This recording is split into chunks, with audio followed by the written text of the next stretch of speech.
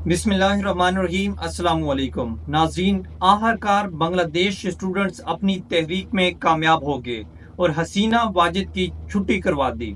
आज मैं आपको बताऊंगा कि बांग्लादेश स्टूडेंट्स ने इस तहरीक सिविल नाफरमानी का आगाज क्यों किया, इनके मुतालबात क्या थे, इस तहरीक में बांग्लादेश तलबा को किन मुश्किलात का सामना करना पड़ा और क्या क्या कुर्बानियां दी, किस मुश्किलात से गुजरे, ये सारी बातें मैं आज आपके सामने रखूंगा। इसके साथ साथ मैं आपको ये भी बताऊंगा कि इस तहरीक में कितने नौजवानों ने अपनी जानें कुर्बान की और इस तहरीक को आज बलाआखिर कामयाब करके दिखाया। आज ये भी बताऊंगा कि शेख हसीना वाजिद ने फिर किस तरह मजबूर होकर इस्तीफा दिया और किसके कहने पर इस्तीफा लिया गया और फिर हसीना वाजिद मुल्क छोड़कर भारत फरार होगी।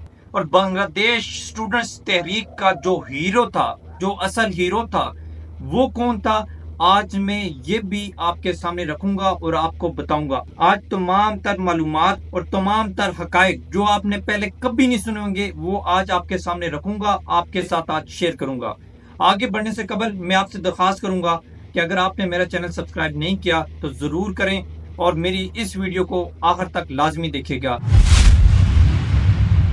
पिछले 15 सालों से हसीना वाजिद हुकूमत में मौजूद थी। लास्ट इलेक्शन भी इन्होंने इसी साल के शुरू में जीता और जिस तरह उन्होंने जीता उस पर काफी तनकीद भी की गई। लेकिन एक बात है, इन्होंने बांग्लादेश इकॉनमी को बढ़ाया, जो लिविंग स्टैंडर्ड था बांग्लादेश का उसको भी काफी हद तक बेहतर किया और बांग्लादेश की जो एक्सपोर्ट है उसको भी मिलियंस ऑफ डॉलर्स पर लेकर गई। और पाकिस्तान के अंदर भी ये उनकी मिसाल दी जाती थी कि कैसे उन्होंने बांग्लादेश को आगे लेकर गई और कैसे उन्होंने बांग्लादेश को तरक्की की राह पर गामजन किया। हमें पाकिस्तान के अंदर भी बल्कि इनकी बड़ी मिसालें दी जाती थी। लेकिन जो हसीना वाजिद हैं वो वक्त के साथ साथ जब ये तीसरी दफा वज़ीर-ए-आज़म बनी और उससे पहले जो दूसरी दफा वज़ीर-ए-आज़म बनी थी और उनका जो आखिरी 2 साल थे, इसमें इनके अंदर डिक्टेटरशिप यानी अमरीत की बहुत सारी चीजें नजर आना शुरू हो गई थी। ओपोजिशन को तो मानती ही नहीं थी, ना ही ओपोजिशन इनसे बर्दाश्त हो रही थी। और जब अभी लास्ट जो इलेक्शन हुआ, इलेक्शन जाने से पहले तमाम वो ओपोजिशन जमातें और उनके सरबराहों को इन्होंने जेल में डाला। वहाँ की जो पार्टी है जमात इस्लामी, उन पर भी इल्जाम लगाया कि वो पाकिस्तान की हामी है और उसे दहशतगर्द डिक्लेयर किया गया। बहुत सारी सियासी पार्टियों को और लीडरों को इन्होंने निशाना बनाया और इन्हें जेलों में डाला। अभी जो लेटेस्ट वाकया हुआ है जिसकी वजह से पूरे बांग्लादेश में मुजाहरे नजर आए और खास तौर पर जो यूनिवर्सिटी स्टूडेंट्स ने मुजाहरा किया और एहतजाज किया और फिर वो एहतजाज हसीना वाजिद की छुट्टी का सबब बना, इस पर भी अभी तफसीलन आपको बताऊंगा। इसकी वजह ये थी कि सरकारी नौकरियों के अंदर 1/3 जो हिस्सा है वो बांग्लादेश की आज़ादी की जंग जो लड़े हैं उनके अहल-ए-खाना के लिए महसूस किया था। इसके खिलाफ वहां पर जुलाई से मुजाहरे स्टार्ट होना शुरू हो गए थे। इस दौरान 300 से जायद अफराद खिलाफ हुए, शहीद हुए। शेख हसीना वाजिद ने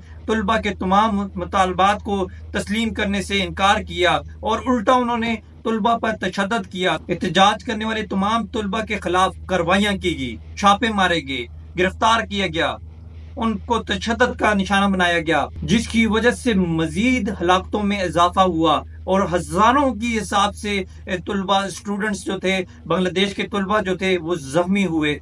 लेकिन उनकी बहादुरी को, जुर्रत को पूरा पाकिस्तान हम सब सलाम पेश करते हैं कि वो हक के लिए जद्दोजहद करते रहे, लड़ते रहे, कुर्बानियां दी, लेकिन पीछे नहीं हटे। और शेख हसीना वाजिद ने इस एहतजाज करने वाले तलबा को दहशतगर्द और एहतजाज को, मुल्क को गैर मुस्तहकम करने की कोशिश करार दे दी। लेकिन हालात उस वक्त ज्यादा बिगड़े जब हुकूमती जमात अवामी लीग ने अपने ही तलबा तंजीम बांग्लादेश छात्रों लीग को मुजाहिरीन के खिलाफ मैदान में उतारा और फिर इस वजह से पुरतशद्दुद मुजाहिरों में मजीद लोगों की हलाकतें हुई।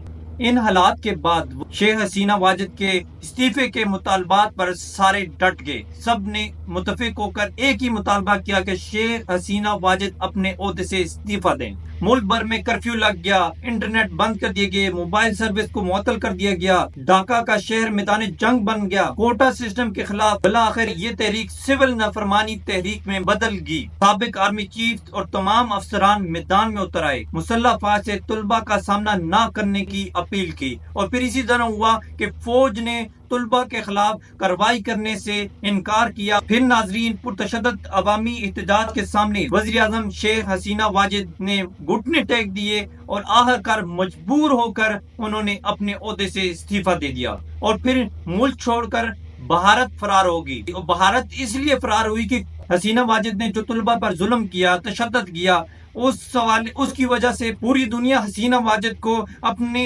ملک میں پناہ دینے سے انکار کر دیا۔ آخر اس کے پاس ایک ہی حل رہ گیا تھا، بھارت، جہاں پہ وہ بھاگ کر فرار ہوئی۔ ابھی تک کے اطلاع کے مطابق وہ انڈیا میں ہے اور وہ لندن جانا چاہتی ہے، لندن جانے کی کوششیں کر رہی ہیں، لیکن ان کو اب کوئی بھی ملک پناہ دینے کے لیے تیار نہیں ہے۔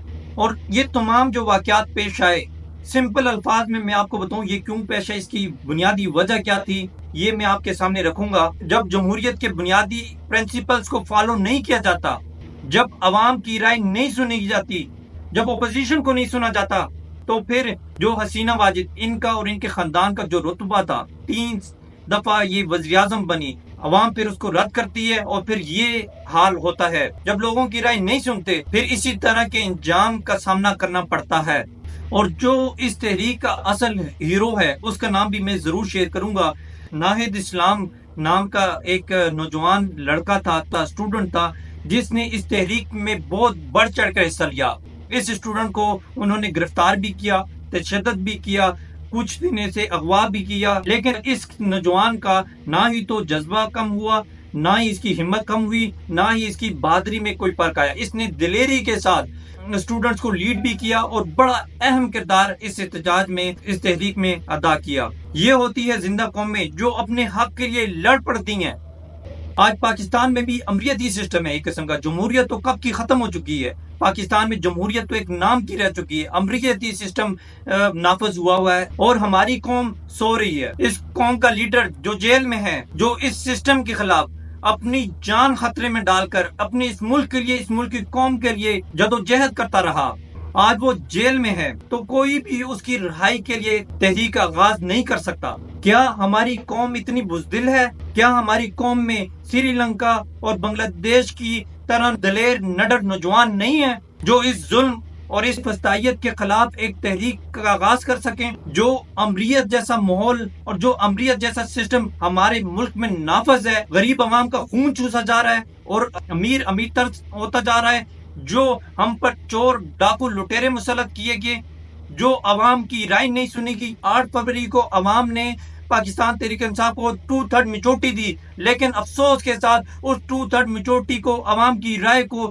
نہیں سنا گیا اور ردی کی ٹوکری میں ڈالا۔ ہمارے ملک میں کوئی قانون نہیں ہے، کوئی سسٹم نہیں ہے، اور اس کے خلاف کوئی بھی ایسا نڈر دلیر نوجوان سری لنکا اور بنگلہ دیش کی طرح، بنگلہ دیش کے نوجوانوں کی طرح کوئی بھی نوجوان نہیں ہے جو اس تحریک کا اعلان کر سکے، جو اس تحریک کا آغاز کر سکے۔ یہ سوال پوری پاکستانی قوم سے ہے کہ بنگلہ دیش اور سری لنکا جیسے ملک نے تحریکوں کا آغاز کیا، اپنے ملک کے لیے، اپنے آنے والی نسلوں کے لیے تحریک کا آغاز کیا، قربانیاں دی، کتنے لوگ شہید ہوئے، سری لنکا میں بھی کتنے لوگ ہلاک ہوئے اور بنگلہ دیش میں بھی کتنے لوگوں نے اپنی جانیں قربان کی، لیکن پیچھے نہیں ہٹے، ڈٹ کر مقابلہ کیا اور آخرکار جو ہے نا طلبہ اپنی تحریک میں، اپنے مطالبات منانے میں کامیاب ہوئی، اور آج طلبہ نے ڈیمانڈ کیا ہے کہ ان کے حساب سے، ان کے مطابق حکومت بنائی جائے، اور جو عوام جس کو منتخب کرنا چاہتی ہے، عوام کی رائے کو سنا جائے اور اس حساب سے جو ہے نا حکومت دی جائے۔ یہ ہوتی ہے زندہ قومیں۔ ہماری قوم صرف سوئی ہوئی ہے، صرف باتیں کر سکتی ہے۔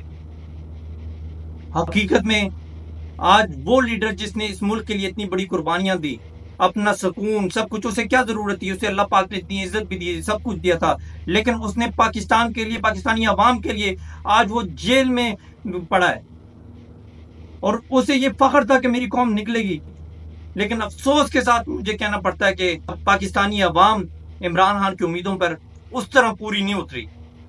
ہوتا تو یہ جس طرح عمران خان کو گرفتار کیا گیا، عمران خان کو جیل میں رکھا گیا، پوری پاکستانی قوم متحد ہوتی اور نکل جاتی سڑکوں پر احتجاج کرتی، جس طرح کل سوابی میں احتجاج ہوا ہے.